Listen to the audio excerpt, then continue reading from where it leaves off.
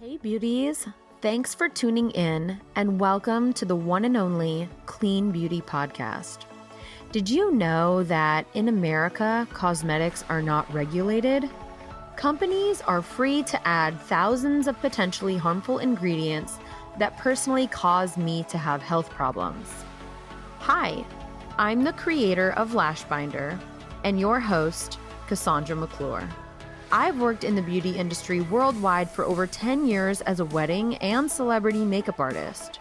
Now, I'm on a mission to ban 1,500 ingredients by advocating for cleaner and greener cosmetics. Join me every Monday right here for a new episode on the Clean Beauty Revolution.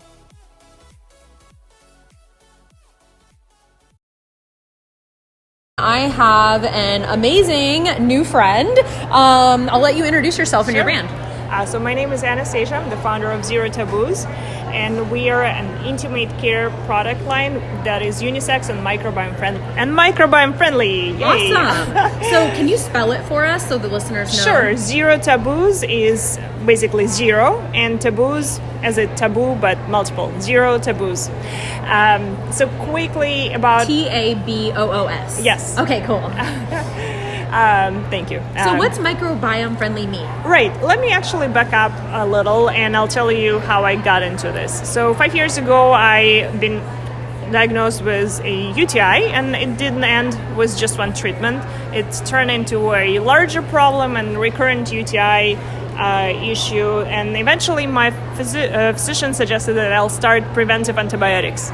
So I really didn't want to take a pill every time I have sex, and I figured there must be a better solution.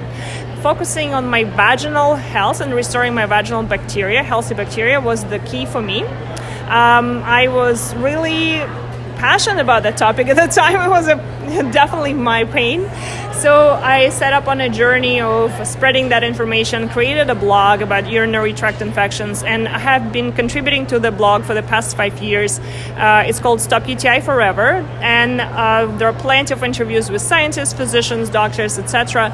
But the red lines for all these conversations was the importance of the microbiome in your health and wellness. So now to your question, microbiome is basically the collection of bacteria on your, any body part. So there could be a vaginal microbiome, could be a GI microbiome, could be oral microbiome. So it basically means it's a bacterial population on that particular body part, or overall human microbiome, so the collection of all bacteria that you carry. Okay. So bacteria unfortunately have a bad rep since 1980s, when a big company developed first antibacterial soap, and then consequently spent so much money on promoting that we all have to constantly kill bacteria with whatever we have, in our, Clorox, antibacterial soap, wipes, etc., etc.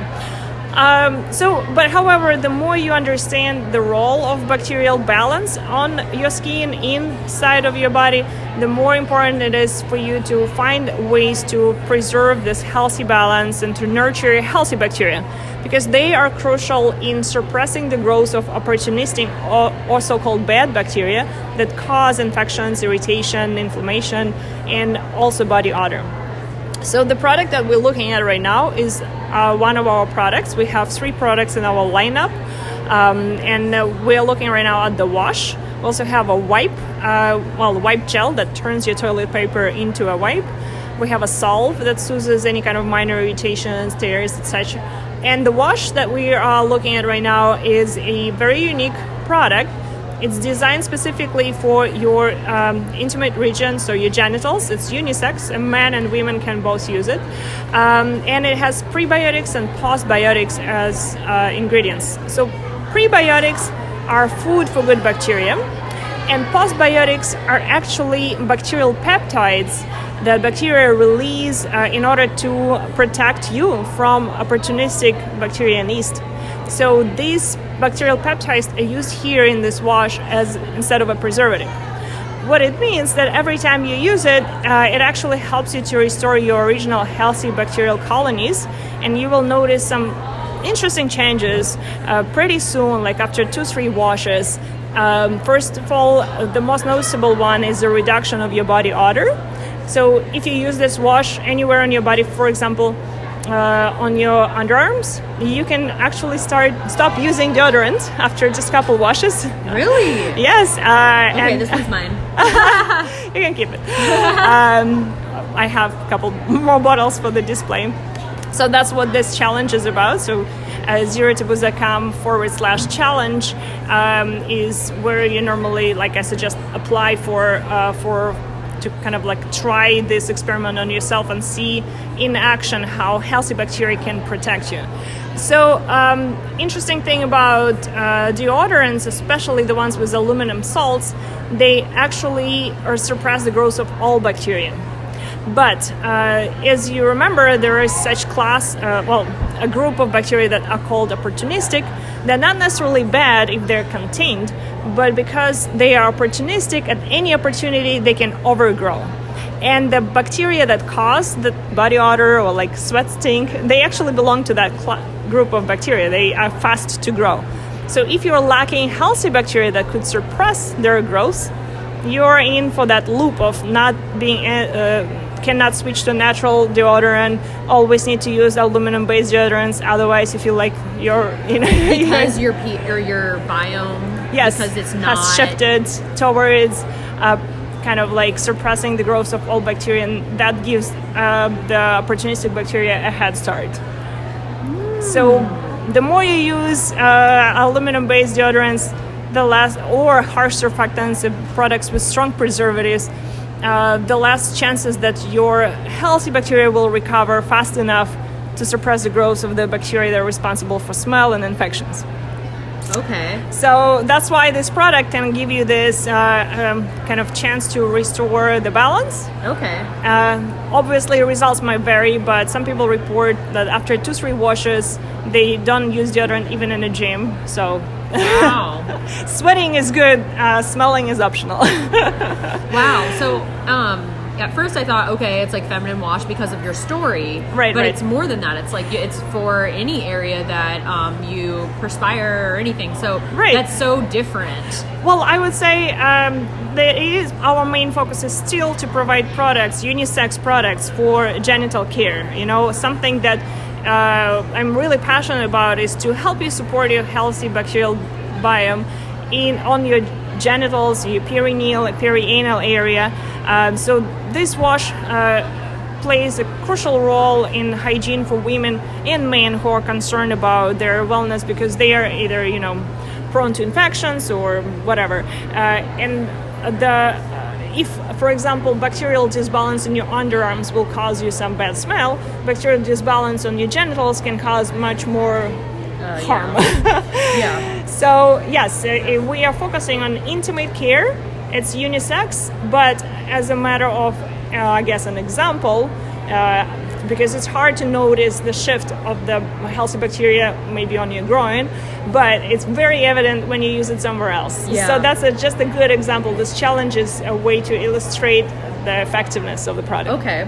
And for me, for example, I've never really had issues with Right. you said UTI or something? Urinary tract infections or yeast. So is it something that if I've never used something like this before, Right. Would it make any difference if I started using it, but I didn't really need it, or Right. it's Well, you probably, and again, you will notice the shift in how your body smells wherever you use Just it. all So over. even genital. because underarm, throat- I've tried a million natural Right. deodorants, and ladies were just talking about it in the elevator. Like, everyone has trouble finding something natural, but this is a new aspect to that. Because there are a couple things that we can discuss in regards to kind of deodorant switch and the whole science behind it. But specifically to your question, if you use this wash for your genital care, you will also notice less body odor on your genitals. By the end of the day, you just feel fresher and less, kind of. Yeah, like you want to get right in the shower. You feel like you Wow. still, can carry on. Yeah. So this is great if you're camping or you're going somewhere Well, it's sure, definitely it will help you to stay less Sports. stinky then. But again, the main focus for us is to keep you well, because what happens with many women, your hormonal balance changes. Eventually, your gut health can suffer while you're eating something not healthy, and all this has a trickle down domino effect eventually towards the health of your vagina and your genital microbiome in general. So you don't want to add just one more element to disturb the health that you have. You want to actually stay hygienic, but at the same time do not compromise the balance that the nature provided you originally. So interesting. Okay. So what's your background? I mean, right. So as I said, I've been writing about urinary tract infections for over 5 years now, and so you just started from scratch when that happened? Well, so my family are in doctors and physicians of different sorts. I myself was in health care, was managing a physician practice, then was in health IT.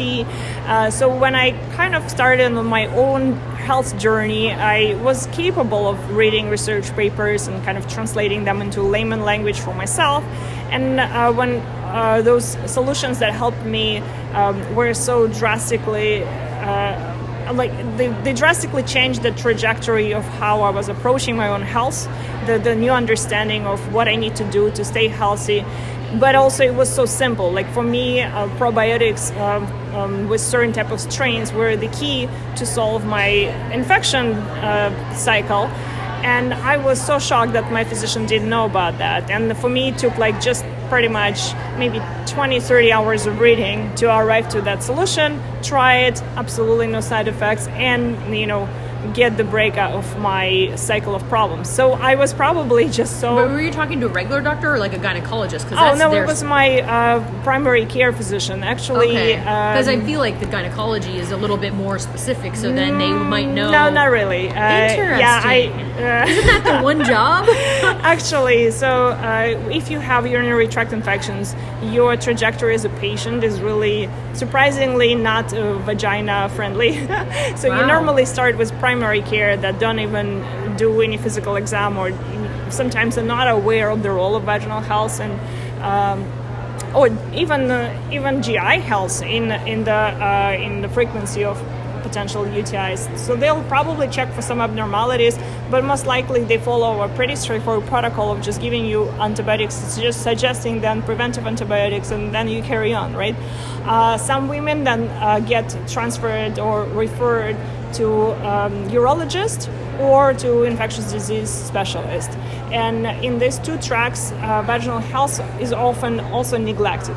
Only last year, American Urology Association included vaginal health as something that urologists should check in about with the woman.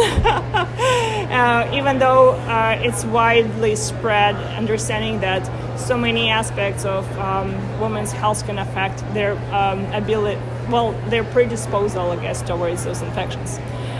Yeah, I mean, it's just, in my case, I'm not a medically trained professional, but after 5 years of intense writing, interviewing, reading on this topic, I kind of feel that I have a good grasp on the aspects of how UTIs are treated in the United States,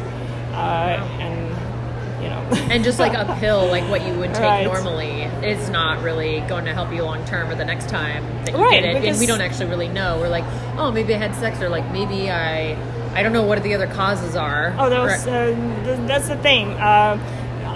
Treating a urinary tract infection that is recurring or chronic first starts with understanding what made you predisposed to that in the first place, because you lived your life. Like sometimes I heard like sugars, right? Like something about like what you eat, and then like not peeing after sex. Is that true? Well, yes and no. So when you pee after sex, it helps you to supposedly to get rid of some bacteria that might have tried to ascend towards your urethra.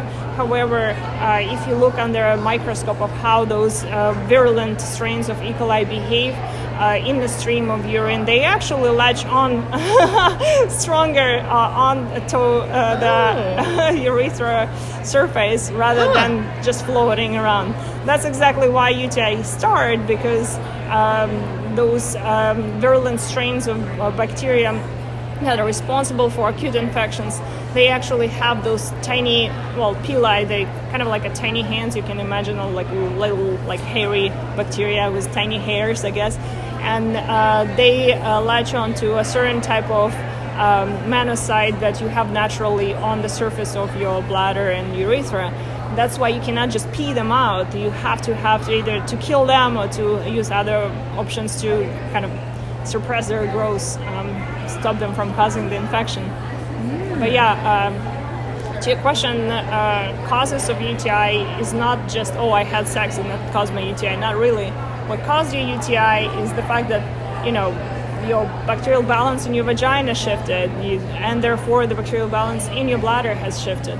Sex shouldn't be causing UTIs, and you just need to search further what exactly made you more predisposed to those infections. It's not like you can say, I went to, let's say, I went to a meeting and the meeting caused me a flu, No, you had low immune system, you had too much stress, too much sugars, bad diet, and then you were exposed to the virus or bacteria and you caught a cold or a flu. Same with most other things, yes, right? Similar to with these infections, different factors in your health led to the fact that you are now less equipped to suppress the growth of those pathogenic bacteria. Is heredity, or is that right? I don't know if it's not real. I mean, or genetic. If it's same question is like to say, is breaking bones hereditary?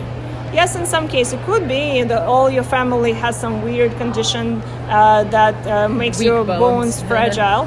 Yes, it could be just diet. Maybe you don't eat enough calcium. Your whole family doesn't eat diet. Still doesn't make it hereditary, but yeah, it could be observed in the whole family. And then in the other case, your family likes karate and all of you guys break bones. Also a different factor, but again. Okay. So no, not really, but okay. Again, we need to dig into factors. If everybody has kidney stones in the family, kidney stones are known associated factor with UTIs. If they have some sort of urine reflux, meaning that actually urine goes backwards, and that could be a genetic condition that some people might be predisposed genetically. I don't know. So in that case, yes, it could be a factor to you being prone to UTIs, and it could be something that was caused by just family. I just read about that, like that sometimes if you pee, but like there's still pee after, and you get up and it like basically leaks out, it's because you didn't like push it out, or like your bladder wasn't working really that properly. I'm sure it'll be worse later in life, but like it was interesting to just think like, whoa, like so people can be experiencing this and just not realize. I don't know. The reflux I mentioned is actually specific to the kidney, so you wouldn't really observe it in your urethra. But yes, sometimes you just have weak bladder muscles that make retaining extra urine more possible, and then it becomes more like that stagnant urine. That's another theory, can potentially be the breeding ground for bacterial infections. Wow. Yeah. Okay. So, it's so interesting. So when did you guys launch, or how long have you been around? 7 and 9 months, more or less. Wow. Yeah. Okay, great. And are you working on other products too, or? Right, yes. Okay. I'm looking into a couple options right now. I'm also trying to kind of solicit advice from my readers, because they're the reason why I launched this brand, and I'm trying to kind of see what are other options they're interested in, and that helps me to narrow down the next step. But yes, there would be another product probably this year. Are you in hospitals, or are you like working with? No, but I mean, I send samples to the doctors that I know. My experience, unfortunately, I guess, in health IT was in orthopedics, so it's not very relevant. So all my connections are orthopedic doctors, surgeons. But I mean, it's relevant for everyone. Yes. No, I mean, I should start probably reaching out to some physicians and introducing the product. And I guess what I'm trying to say that I haven't ventured out into that. It's a time-consuming process. Of course. So you're here. Is this your first large show? Do you have other things planned? As an exhibitor, yes. Yeah. It's my first show. Okay, well, congratulations. Thank you.